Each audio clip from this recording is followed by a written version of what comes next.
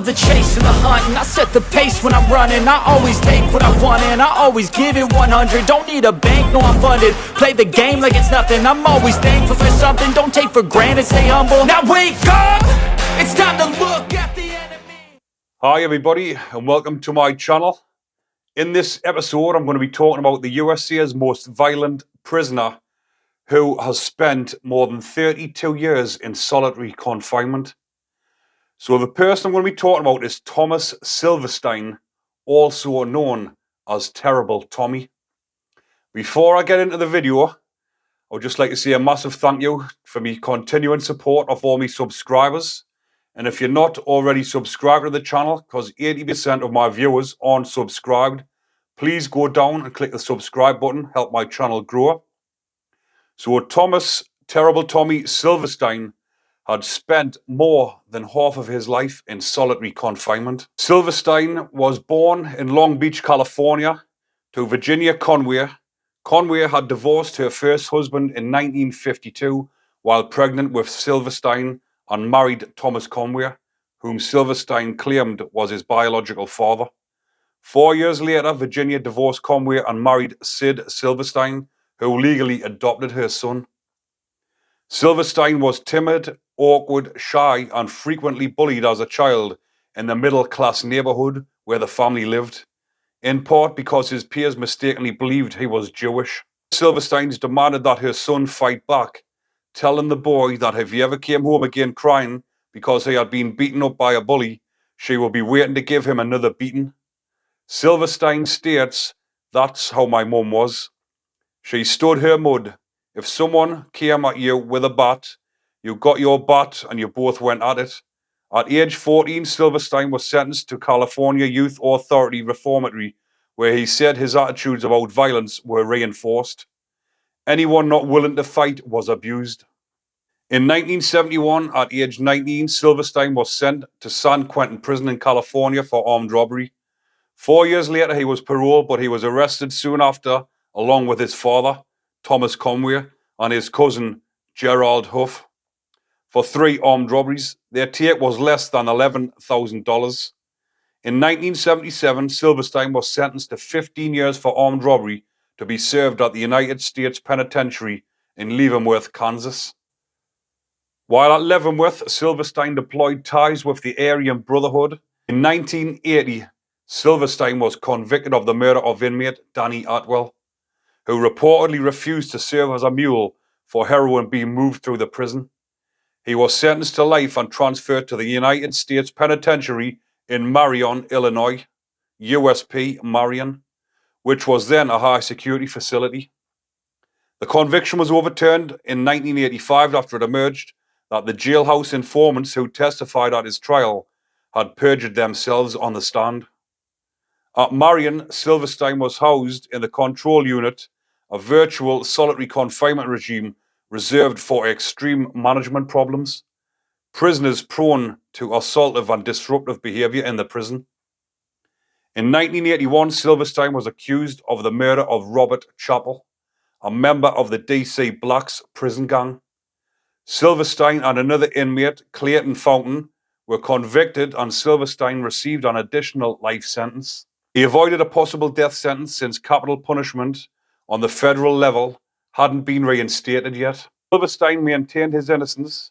While Silverstein was on trial for Chappell's murder, the Bureau of Prisons transferred Raymond Lee Cadillac Smith, the national leader of the DC Blacks prison gang, from another prison into the control unit in Marion. From the moment Smith arrived in the control unit, prison logs show that he began trying to kill Silverstein. "I tried to tell Cadillac that I didn't kill Chappell, but he didn't believe me and he bragged that he was going to kill me," Silverstein recalled. "Everyone knew what was going on and no one did anything to keep us apart. The guards wanted one of us to kill the other." Silverstein and Clayton Fountain killed Smith with improvised weapons, stabbing him 67 times. After Smith was dead, they dragged his body up and down the catwalk in front of the cells, displaying it to other prisoners. Silverstein received another life sentence. On October the 22nd, 1983, Silverstein killed correction officer Mel Klutz at USP Marion After being let out of his cell for a shower, Silverstein used a ruse to get Klutz to walk ahead of him and positioned himself between Klutz and other officers. He stopped outside the cell of another inmate, Randy Gometz. Gometz passed a homemade prison knife to Silverstein and unlocked Silverstein's handcuffs with a handmade key. Silverstein then attacked Klutz, stabbing him multiple times. Silverstein later claimed that they murdered Klutz in retaliation for Klutz deliberately harassing him. Among other things, Klutz was accused of destroying paintings by Silverstein. Bureau of Prisons confiscates art when it depicts murder. A few hours later, Clayton Fountain, also an Aryan Brotherhood member, used the same strategy to kill another correctional officer, Robert Hoffman. Marion Prison was subsequently placed on an indefinite lockdown, which ultimately lasted for 23 years. Following the murder of Klutz, Silverstein was transferred to the United States Penitentiary, Atlanta, where he was placed in solitary confinement. His security status was recorded as no human contact.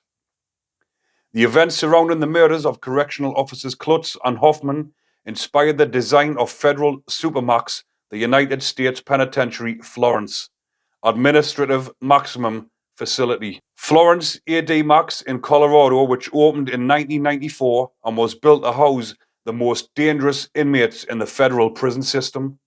Silverstein and Gometz were both held at ADX Florence. Fountain died at the United States Medical Center for Federal Prisons in Springfield, Missouri in 2004. During the 1987 Atlanta prison riots, Cuban detainees at the Atlanta Federal Penitentiary released Silverstein from his isolation cell. They handed Silverstein over to the Federal Bureau of Investigation's hostage rescue team 1 week later. Bureau of Prisons officials were reportedly afraid that Silverstein would begin killing correctional officers held hostage by the Cubans.